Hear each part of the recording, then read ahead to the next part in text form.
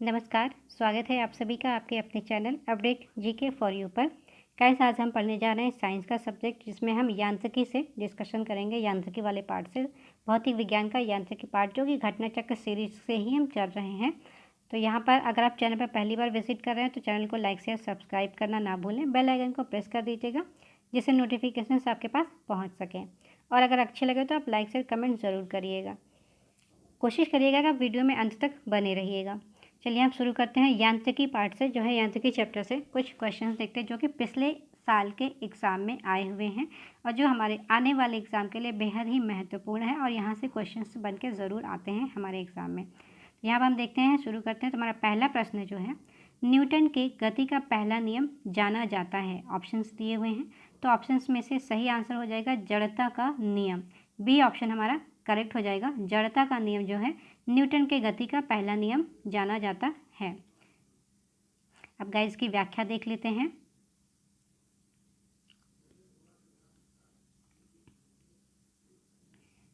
Newton के गति के प्रथम नियम को जड़त्व या का नियम या लॉ ऑफ इनर्टिया जो है भी कहा जाता है। इसके अनुसार प्रत्येक पिंड तब तक अपनी विरामावस्था अथवा सरल रेखा में एक समान गति की अवस्था में रहता है जब तक वह बाह्य बल उसे अन्यथा व्यवहार करने के लिए विवश नहीं करता है। नेक्स्ट प्रश्न है, साधारण यंत्र किसी व्यक्ति की सहायता करता है। साधारण यंत्र किसी व्यक्ति की सहायता करता है, तो कैसे करता है? तो ऑप्शंस में से बी आंसर करेक्ट हो जाएगा। कम बल का प्रयोग करके भी उतनी ही मात्रा में काम करने में साधारण यंत्र जो है व्यक्ति की सहायता करते हैं। नेक्स्ट प्रश्न है, एक व्यक्ति एक संवेदनशील तराजू पर खड़ा है। यदि वह गहरी सांस अंदर लेता है तो तराजू की रीडिंग क्या होगी? ऑप्शंस दिए हुए हैं, घटेगी, बढ़ेगी या रीडिंग पर कोई प्रभाव नहीं पड़ेगा या वायुमंडलीय दाब का प्रभाव निर्भर रहेगा। तो ऑप्शंस में से सही आंसर हो जाएगा ऑप्शन ए, बढ़ेगी। यदि कोई व्यक्ति, संवेदनशील व्यक्ति जो है तराजू पर खड़ा है और गहरी सांस अंदर ले रहा है तो तराजू की रीडिंग जो है बढ़ जाएगी। व्यक्ति के गहरी सांस लेने में तराजू की रीडिंग बढ़ेगी, अर्थात तराजू द्वारा व्यक्ति का वजन अधिक दर्शाया जाएगा। 1 लीटर वायु जो है 1.225 ग्राम वजनी होती है, अतः 1 लीटर वायु अंदर खींचने पर व्यक्ति का वजन इतने ग्राम बढ़ जाएगा, हालांकि व्यक्ति के घनत्व में कमी दर्ज होगी। नेक्स्ट प्रश्न है, वॉशिंग मशीन का कार्य सिद्धांत है। ऑप्शंस में से ऑप्शन ए करेक्ट हो जाएगा। वॉशिंग मशीन का कार्य सिद्धांत अपकेंद्रण है। अपकेंद्रण जो है वॉशिंग मशीन का कार्य सिद्धांत है। इसकी व्याख्या देखते हैं, वह प्रक्रिया बल जो परिणाम में अभिकेंद्रीय बल के बराबर होता है, परंतु जिसकी दिशा अभिकेंद्रीय बल के विपरीत अर्थात केंद्र से बाहर की ओर होती है, अपकेंद्रीय बल कहलाता है। कपड़ा साफ करने की मशीन, दूध से मक्खन निकालने की मशीन आदि अपकेंद्रीय बल के सिद्धांत पर कार्य करते हैं। नेक्स्ट प्रश्न है, प्रक्षालन मशीन की कार्यप्रणाली का सिद्धांत है। ऑप्शंस दिए हुए हैं यहाँ पर, तो ऑप्शंस में से हमारा पहला ऑप्शन सही हो जाएगा, अपकेंद्रीयकरण। प्रक्षालन मशीन की कार्यप्रणाली का सिद्धांत अपकेंद्रीयकरण है।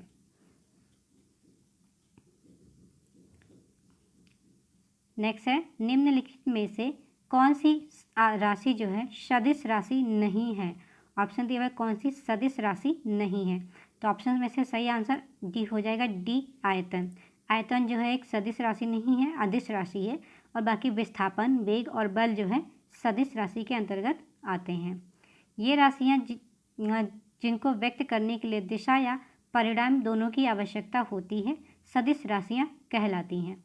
जिन राशियों को व्यक्त करने के लिए केवल परिणाम की आवश्यकता होती है, दिशा की नहीं, उन्हें अदिश राशियाँ कहते हैं। अतः बल, वेग, विस्थापन, त्वरण, संवेग, आवेग आदि सदिश राशियाँ हैं, जबकि आयतन जो है अदिश राशि के अंतर्गत आता है। नेक्स्ट है, निम्नलिखित में से कौन सी एक सदिश राशि है? तो ऑप्शंस में से सही आंसर ऑप्शन ए, संवेग जो है एक सदिश राशि हो जाएगा। नेक्स्ट प्रश्न है, निम्नलिखित में से कौन सी सदिश राशि है? ऑप्शंस में से हमारा जो हो जाएगा ऑप्शन सी, विस्थापन। विस्थापन में जो है सदिश राशि का उदाहरण है। नेक्स्ट क्वेश्चन है, पदार्थ के संवेग और वेग में के अनुपात में कौन सी भौतिक राशि प्राप्त की जाती है? पदार्थ के जो है संवेग और वेग के अनुपात में कौन सी भौतिक राशि होती है, तो ऑप्शन में से सी ऑप्शन हमारा करेक्ट हो जाएगा, द्रव्यमान का प्रयोग किया जाता है। इसकी व्याख्या देखें, किसी वस्तु के द्रव्यमान तथा वेग के गुणनफल को वस्तु का संवेग कहते हैं। संवेग इक्वल टू जो है द्रव्यमान इंटू वेग होता है, इसलिए द्रव्यमान इक्वल टू जो है संवेग अपॉन वेग हम लिख सकते हैं। बल का गुणनफल है, बल जो है गुणनफल है, तो किसका गुणनफल है, ऑप्शंस दिए हुए हैं, तो ऑप्शंस में से हमारा बी करेक्ट हो जाएगा, द्रव्यमान और त्वरण का गुणनफल है। बल जो है द्रव्यमान और त्वरण का गुणनफल होता है। नेक्स्ट इसकी व्याख्या देखिए, बल वह धक्का या खिंचाव है जो एक वस्तु द्वारा दूसरी वस्तु पर आरोपित किया जाता है। बल इक्वल टू द्रव्यमान इंटू त्वरण, यानी कि बल को हम फोर्स एफ से मापते हैं, एम और ए जो है द्रव्यमान और त्वरण से मापते हैं। नेक्स्ट प्रश्न है, यदि किसी घन के आयतन और पृष्ठ क्षेत्रफल जो है को निरूपित करने की वाली संख्याएं समान हो, किसी घन के आयतन और पृष्ठ के क्षेत्रफल को निरूपित करने वाली संख्याएं जो हैं समान हो, तो उस घन के किनारे की लंबाई माप में इकाई होगी। मतलब कितनी इकाई होगी, तो ऑप्शंस दिए हुए हैं, तो यहाँ पर ऑप्शंस में से सही आंसर ऑप्शन डी हो जाएगा, 6 होगी। घन का आयतन जो है 1 की पावर 3 हो जाता है, यानी कि हम किसी भी संख्या को जो है 1 को ही नहीं, किसी भी संख्या को आपस में उसी संख्या से 3 बार मल्टीप्लाई करेंगे। जैसे 2 है तो 2 को 3 बार 2 इंटू 2 इंटू 2 करेंगे तो 3 बार मल्टीप्लाई करेंगे तो ये घन बनता है। घन का पृष्ठ क्षेत्रफल जो है 61 स्क्वायर होता है। प्रश्न के अनुसार दोनों ही ऑप्शन समान है, इसलिए जो है हमारा 1 की पावर 3 या 61 की पावर 2 दोनों ही समान आ जाएगी। 1 और 6 का अनुपात हमारा बनेगा। ऊर्जा संरक्षण का आशय है, ऊर्जा संरक्षण का आशय किससे है, तो ऑप्शंस में से सही आंसर ऑप्शन डी हो जाएगा, ऊर्जा का ना तो कोई सृजन होता है और ना ही विनाश होता है। डी ऑप्शन करेक्ट हो जाएगा।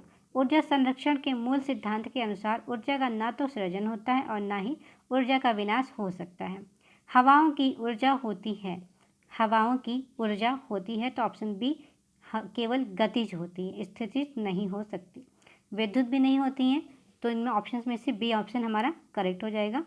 बहती हुई हवा विंड में केवल गतिज ऊर्जा होती है। हवाओं की गतिज ऊर्जा को ऊर्जा के अन्य रूपों जैसे विद्युत या यांत्रिक ऊर्जा में परिवर्तित किया जा सकता है।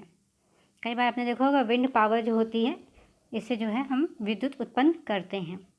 इसी के साथ अगला प्रश्न देखते हैं, वायु शक्ति या विंड पावर में ऊर्जा का कौन सा विद्युत ऊर्जा में परिवर्तित होता है, तो ऑप्शंस में से जो है हमारा सही आंसर ऑप्शन ए हो जाएगा, गतिज ऊर्जा। गतिज ऊर्जा को जो है हम विद्युत ऊर्जा में परिवर्तित करते हैं।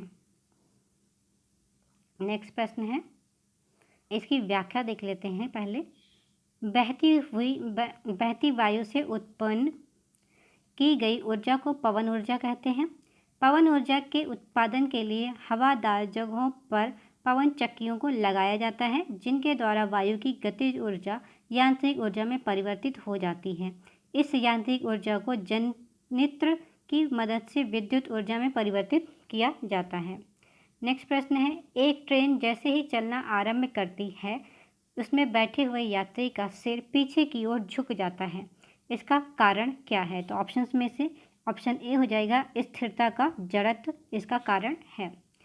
व्याख्या देख लेते हैं, यात्री ट्रेन के एकाएक चल देने से पीछे की ओर गिर जाते हैं। इसका कारण यह है कि यात्री के शरीर का निचला हिस्सा जो गाड़ी के संपर्क में रहता है, यह हिस्सा गाड़ी के साथ साथ चलने लगता है, परंतु ऊपरी हिस्सा स्थिरता के जड़त्व के कारण विरामावस्था में ही बने रहने का प्रयत्न करता है। फलतः यात्री के शरीर का ऊपरी हिस्सा पीछे की ओर झुक जाता है। तो यहाँ पर ऑप्शंस में से हमारा ए सही था, स्थिरता का जड़त्व। नेक्स्ट प्रश्न है, यहाँ पर कथन दिया हुआ है और इनको करना है। कथन एक है जो है, एक पूर्णतः घर्षणहीन पृष्ठ पर खड़ा एक व्यक्ति सीटी बजाने से अपने को गति में ला सकता है। कारण है, यदि किसी तंत्र पर कोई बाह्य बल क्रियाशील नहीं है तो इसका संवेग h परिवर्तित नहीं हो सकता है।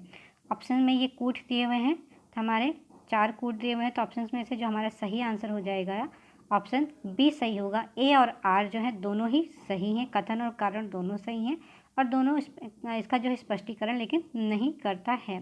तो ऑप्शन बी करेक्ट हो जाएगा। घर्षणहीन पृष्ठ पर कोई व्यक्ति गति नहीं कर सकता क्योंकि किसी भी प्रकार की गति के लिए घर्षण आवश्यक है। हालांकि पूर्णतः घर्षण रहित सतह पर कोई व्यक्ति सीटी बजाकर अपने को गति में ला सकता है। सीटी बजाने के लिए व्यक्ति एक दिशा में हवा छोड़ेगा, जिसके परिणामस्वरूप विपरीत दिशा में वह गति करने लगेगा। कारण आर्क में संवेग संरक्षण के सिद्धांत का उल्लेख है, जो कि पूर्णतः सत्य है। नेक्स्ट प्रश्न है, सड़क पर चलने की अपेक्षा बर्फ पर चलना कठिन है। सड़क पर चलने की अपेक्षा बर्फ पर चलना कठिन है क्योंकि, तो ऑप्शंस दिए हुए हैं यहाँ पर, 2 ऑप्शन यहाँ पर दिए हुए हैं और गाइस यहाँ पर भी ऑप्शंस हमको देखे जाएंगे। तो ऑप्शंस में से सही आंसर हमारा ऑप्शन डी हो जाएगा। बर्फ में सड़क की अपेक्षा घर्षण कम होता है, इसलिए जो है बर्फ पर चलना कठिन हो जाता है। सड़क पर चलने में हमें आसानी इसलिए होती है क्योंकि पृथ्वी पर उसकी सतह खुरदरी होने के कारण घर्षण बल उत्पन्न होता है, जिसकी सतह खुरदरी होने के कारण ही हम उस पर पैर टिकाकर पृथ्वी को पीछे ढकेलते हैं और न्यूटन के नियम तृतीय नियम के अनुसार हम आगे बढ़ जाते हैं। इसके विपरीत बर्फ में सड़क की अपेक्षा घर्षण कम होने के कारण उस पर चलना सड़क पर चलने की तुलना में कठिन हो जाता है। नेक्स्ट प्रश्न है, कथन और कारण है। तो कथन यहाँ पर दिए हुए हैं, भरी हुई गाड़ी को जो है चलाने में उसे चलायमान रखने के लिए आवश्यक ताकत से अपेक्षा अधिक ताकत से धक्का देना पड़ता है। ऑप्शंस दिए हुए हैं, तो ऑप्शन में से कौन सा सही हो जाएगा? सी ऑप्शन हमारा गाइस सही हो जाएगा। एक बार गाड़ी चल पड़ने के बाद घर्षण कम लगता है। भरी हुई गाड़ी को चलाने में उसे चलायमान रखने के लिए आवश्यक बल के अपेक्षाकृत अधिक बल लगाना पड़ता है क्योंकि एक बार गाड़ी चल देने के बाद घर्षण कम होता है। नेक्स्ट है, एक मनुष्य स्थिर नाव में 5 मीटर प्रति सेकंड की चाल से कूदा और नाव जो है 0.5 मीटर प्रति सेकंड की चाल से खिसकी। बताएं कि नाव का द्रव्यमान मनुष्य के द्रव्यमान का कितना गुना है? गाइस यहाँ पर ऑप्शन सी सही हो जाएगा। नाव का द्रव्यमान जो है मनुष्य के द्रव्यमान से 10 गुना है। अब यहाँ पर इसकी कुछ व्याख्या है, तो आप चाहें तो इसका स्क्रीनशॉट ले लीजिए, फ्यूचर में आपके लिए काम आएगा स्क्रीन में कि किस हिसाब से है। नेक्स्ट प्रश्न लिखते हैं, एक ट्रक, एक कार और एक मोटरसाइकिल की गतिज ऊर्जाएं हैं। यदि समान अवरोध बल लगाए जाएं और वे क्रमशः XYZ दूरी पर रुकें तो क्या होगा? ऑप्शंस में से ऑप्शन सी सही हो जाएगा। X = Y = Z, तीनों ही बराबर मात्रा पर रहेगी। यदि किसी वस्तु की गतिज ऊर्जा समान है और उन पर समान अवरोधक बल लगाया जाए तो वे समान दूरी पर ही रुकेंगी, अतः XYZ आपस में बराबर होंगे। दो समान द्रव्यमान की वस्तुओं की गतिज ऊर्जाओं का अनुपात 4:9 है। 4 और 9 के अनुपात में है, तो उनके वेग का अनुपात क्या होगा? ऑप्शंस में से जो सही ऑप्शन हो जाएगा 2:3 का अनुपात होगा। उनके वेग का अनुपात जो है 2:3 होगा, तो बी ऑप्शन हमारा जो है यहाँ पर करेक्ट हो जाएगा।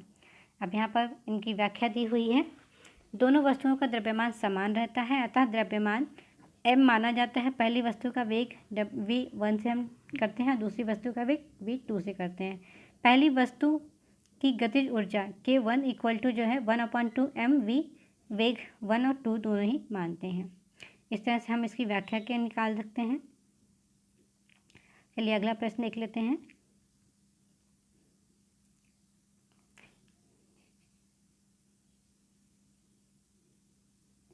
एक व्यक्ति कार में जो विराम में बैठा है, सड़क पर कार के 4 पहियों में से प्रत्येक पर प्रतिक्रिया R है।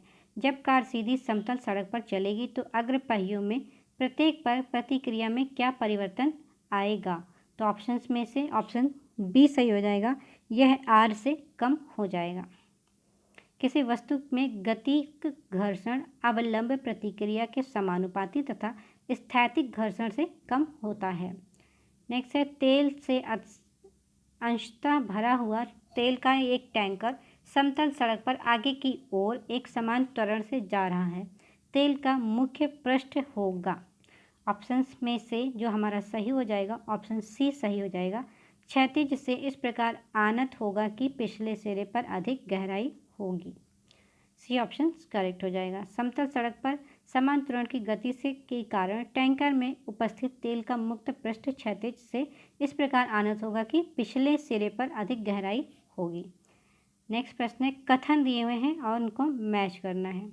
ऑप्शंस दिए हुए हैं, 4 ऑप्शन यहाँ पर दिए। एक तीक्ष्ण वृत्ताकार पथ पर तीव्र गति से जाता हुआ 4 पहियों वाला वाहन है। अब यहाँ पर कथन है, बाहरी पहियों पर उल्टेगा, अंदर के पहियों पर उल्टेगा, बाहर की तरफ फिसलेगा या अंदर की तरफ फिसलेगा। तो ऑप्शन में से दिए हुए हैं, ऑप्शन ए हमारा 1 और 3 दोनों ही ऑप्शन हमारे सही हो जाएंगे। अगला प्रश्न है,